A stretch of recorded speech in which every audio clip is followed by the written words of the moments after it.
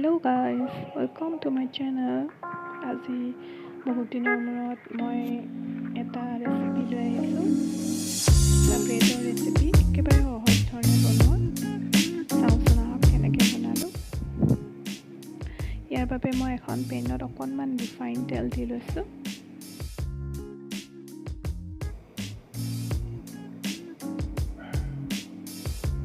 এতিয়া ইয়াত অকণমান একেবাৰে মিহিকৈ কটা পিঁয়াজ দিছোঁ।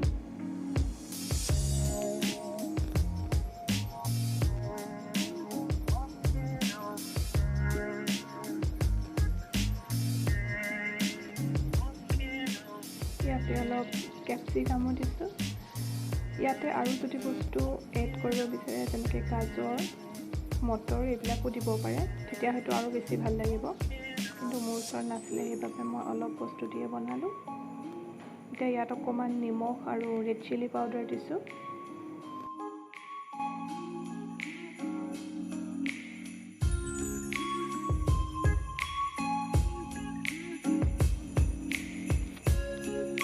কেপচিকাম আৰু পিঁয়াজখিনি এনেদৰে অলপ ভাজি লোৱাৰ পিছত তাতে অলপ বইল কৰি লোৱা আলু দি দিছোঁ। এনেদৰে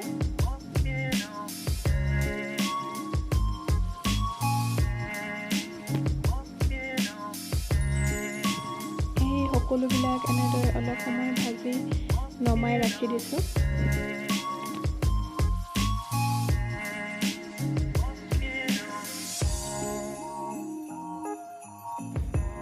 এতিয়া এটা বাটিত অলপ বেচন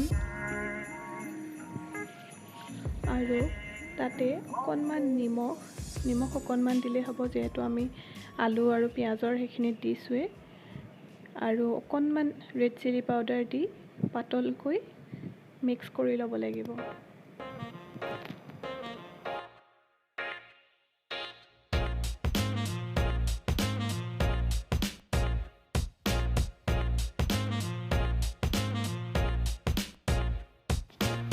এয়া এনেদৰে গুলি ল'ব লাগিব।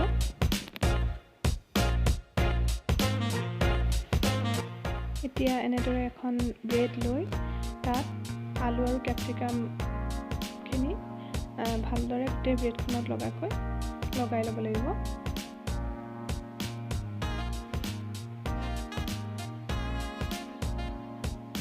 এয়া চাওক এনেধৰণে। এতিয়া আৰু ইয়াৰ ওপৰত আমি যে পাতলকৈ লৈছিলোঁ বেচনখিনি এনেকৈ ওপৰত দি দিব লাগিব। চাব, গোটেই ব্ৰেডখন বেচনত দিব নালাগে, অকল ওপৰৰখিনি অকণমান বেচন লগাই দিলেই হ'ল।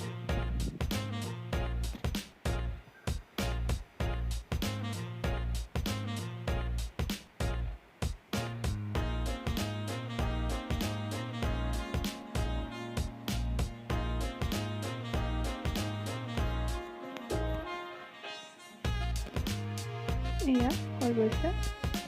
এতিয়া ননষ্টিক পেনখনত অকণমান ৰিফাইন অইল দি এনেকৈ মই দিয়া ধৰণে উল্টাকৈ ব্ৰেডটো দি দিব লাগিব। আৰু এনেকৈ 5 মিনিটমান সময় চিমত দি পেলাই ৰাখি দিব লাগিব।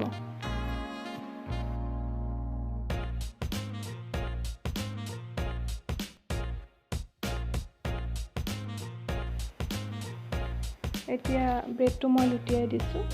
এয়া চাওক আমাৰ হৈ গৈছে। এতিয়া আকৌ ব্ৰেডটো লুটিয়াইও অলপ সময় ৰাখি দিব লাগিব। আৰু ক্ৰিস্পি হ'বলৈ হ'লে অলপ টাইম চিমত দি ৰাখি থৈ দিব লাগিব, তেতিয়া ব্ৰেডখন ক্ৰিস্পি হৈ যাব। এয়া আমাৰ হৈ গৈছে।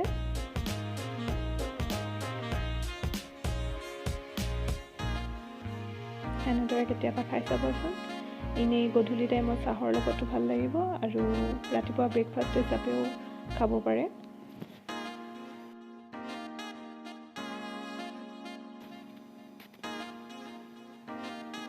এয়া আমাৰ হৈ গ'ল। এনেদৰে কেতিয়াবা খাই চাবচোন, আৰু কেনেকুৱা পালে মোক জনাবলৈ নাপাহৰিব।